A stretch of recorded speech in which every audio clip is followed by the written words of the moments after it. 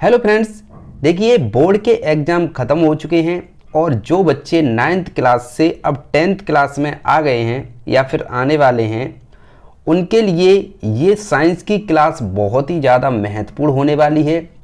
और देखिए बच्चों, अब बोर्ड के एग्ज़ाम ख़त्म हो गए हैं और जो बच्चे 9th क्लास से और अब 10th क्लास में प्रवेश कर रहे हैं ना, वो अब पढ़ाई के लिए बहुत ज़्यादा परेशान हैं कि अब हम पढ़ाई कैसे करेंगे। जो 10th क्लास में बहुत ज़्यादा प्रॉब्लम्स होती हैं लोगों को, इसलिए 10th क्लास जो है बहुत ही ज़्यादा लोगों के लिए बहुत ही ज़्यादा ख़तरनाक भी होती है और बहुत ज़्यादा परेशान भी करती है ना बच्चों।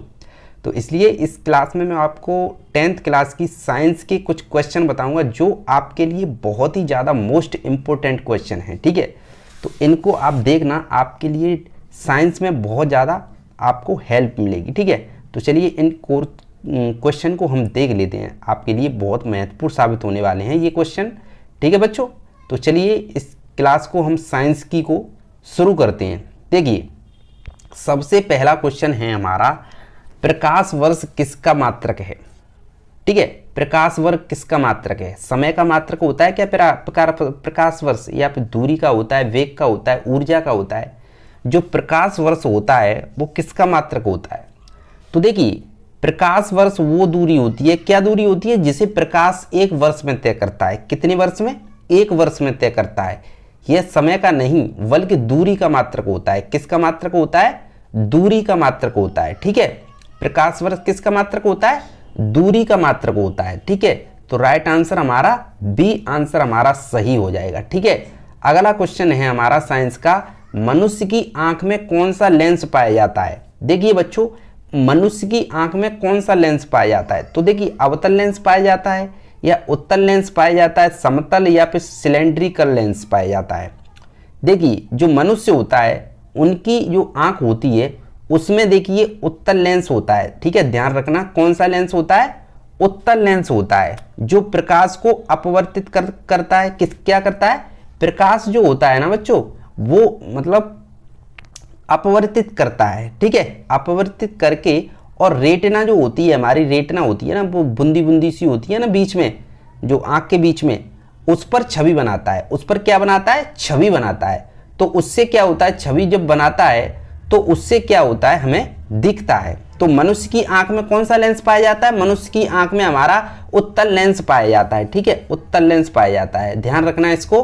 अब अगला क्वेश्चन साइंस का हम देखते हैं, ध्वनि अधिकतम किस माध्यम में गति करती है? जो ध्वनि होती है ना, ध्वनि वो अधिकतम किस माध्यम में गति करती है? तो देखिए ध्वनि जो होती है वो अधिकतम मतलब किस माध्यम में गति करती है? तो ध्वनि देखिए, ध्यान रखिए, ध्वनि ठोस पदार्थों में सबसे तेज गति से चलती है। जो ध्वनि होती है ना, ध्वनि वो ठोस पदार्थ होते हैं, ठोस, उनमें सबसे तेज गति से चलती है, क्योंकि ठोस में अणु आपस में अधिक संघन होते हैं। जो ठोस होता है उसमें अणु जो होते हैं वो आपस में अधिक सघन होते हैं। आपस में क्या होते हैं? आपस में अधिक सघन होते हैं, जिससे क्या होता है? ध्वनि अधिकतम किस माध्यम में गति करती है? तो वो ठोस में करती है, ठीक है, ठोस में करती है, ध्यान रखना इसको। अब अगला क्वेश्चन है हमारा साइंस का, विद्युत धारा की एसआई इकाई क्या होती है? जो विद्युत धारा होती है उसकी एसआई जो इकाई होती है वो वोल्ट होती है, ओम होती है, एम्पियर होती है, वाट होती है। बताइए क्या हो सकता है?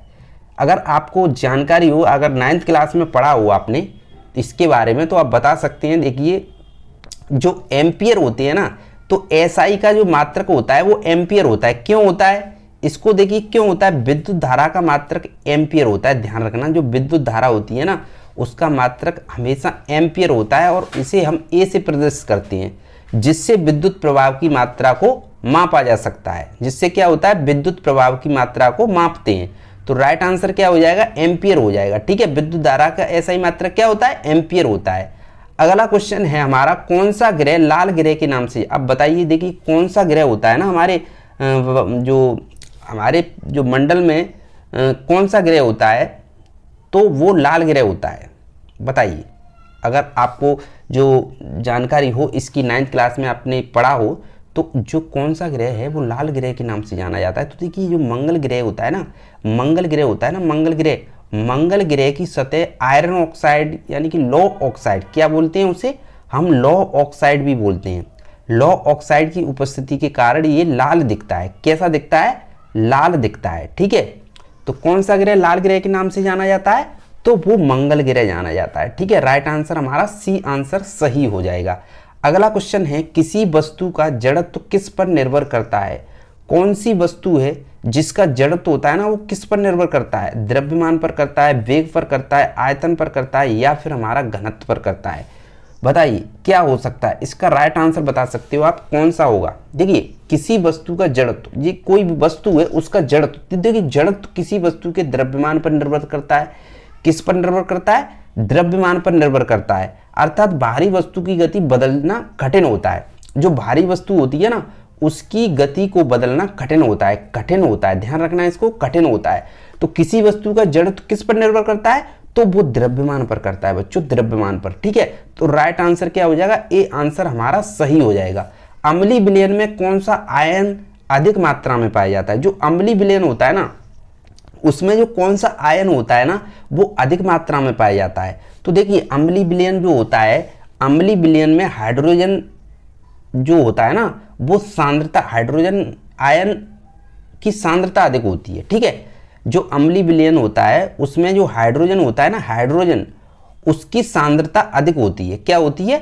सांद्रता। ठीक है, सांद्रता अधिक होती है, जिससे वो अम्लीय गुण दर्शाता है। जिससे क्या होता है? वो अम्लीय गुण को दर्शा देता है। तो इसका राइट आंसर क्या हो जाएगा? हाइड्रोजन हो जाएगा। ठीक है, बी आंसर हमारा सही हो जाएगा। ठीक है, बी हाइड्रोजन। कौन सा, मतलब अम्लीय विलयन में कौन सा आयन अधिक होता है, मात्रा में पाया जाता है? तो हाइड्रोजन में। ठीक है, राइट आंसर क्या हो जाए? Hydrogen ion. अगला क्वेश्चन देखते हैं। अगला देखिए, विद्युत चुंबकीय प्रेरण की खोज किसने की थी? जो विद्युत चुंबकीय प्रेरण होती है उसकी खोज आइंस्टीन ने की थी, फैराडे ने की थी, न्यूटन ने की थी, गैलीलियो ने की थी। किसने की थी? देखिए, जो विद्युत चुंबकीय प्रेरण की खोज किसने की थी? तो देखिए, माइकल फैराडे जो थे, कौन थे? Michael Faraday. ध्यान रखना इसको, बहुत ही महत्वपूर्ण क्वेश्चन है। माइकल फैराडे बोलते हैं, ये वैज्ञानिक थे। माइकल फैराडे ने खोजा था कि जब किसी कुंडली में, किसमें?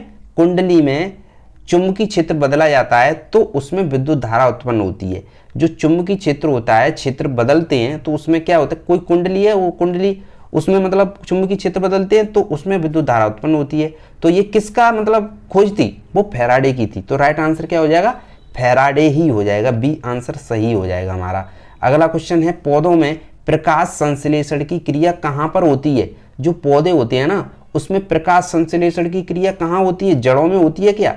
तनों में होती है? पत्तियों में होती है? फलों में होती है? बताइए बच्चों क्या हो सकता है इसका राइट आंसर? पौधों में प्रकाश संश्लेषण की क्रिया कहाँ पर होती है?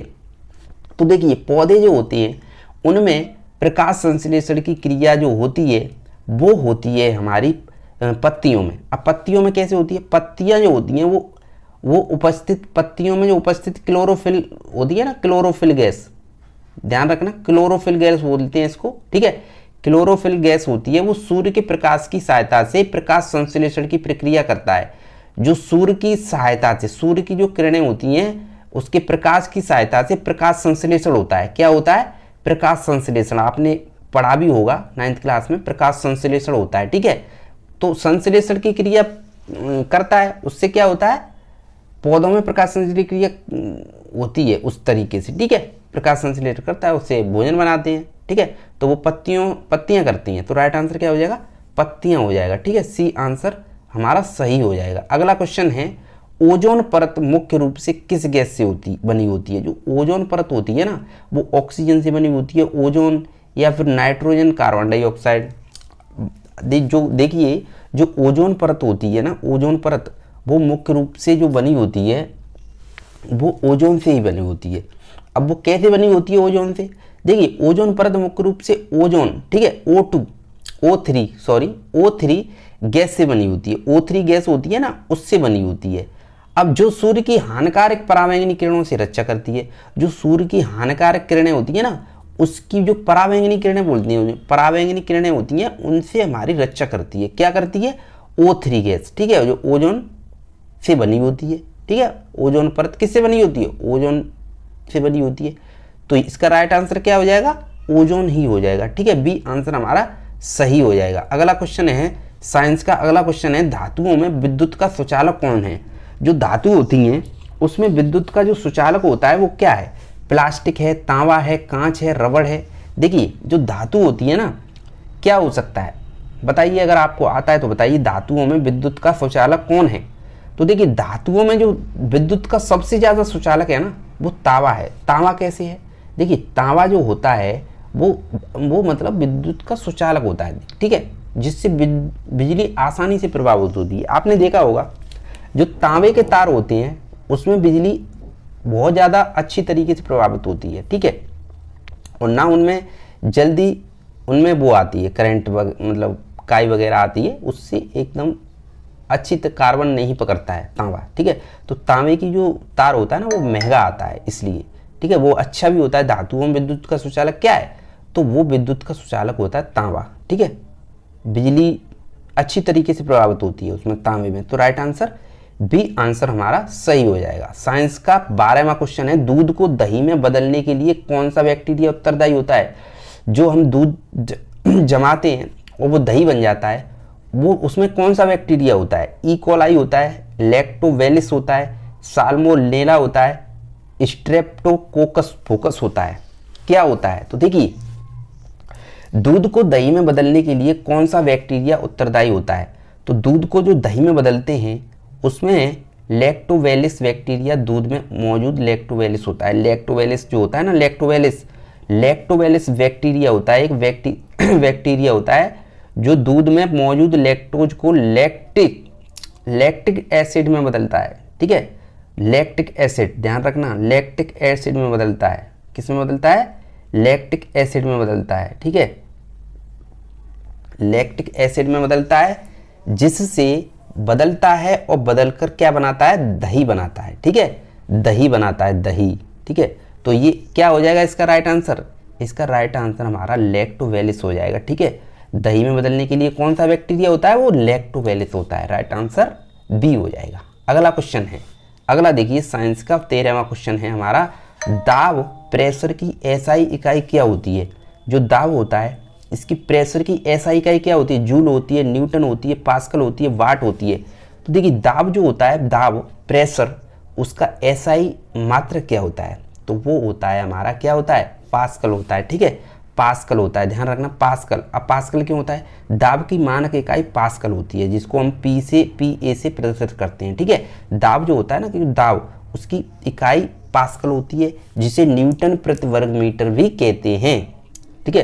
क्या? न्यूटन प्रति वर्ग मीटर में मापा जाता है, ठीक है, न्यूटन प्रति वर्ग मीटर में, न्यूटन प्रति वर्ग मीटर के रूप में मापा जाता है। तो राइट आंसर क्या हो जाएगा हमारा? पास्कल हो जाएगा। इसमें पूछा है एसआई का मात्रक, ठीक है, मतलब दाब का एसआई मात्रक, तो पास्कल हो जाएगा।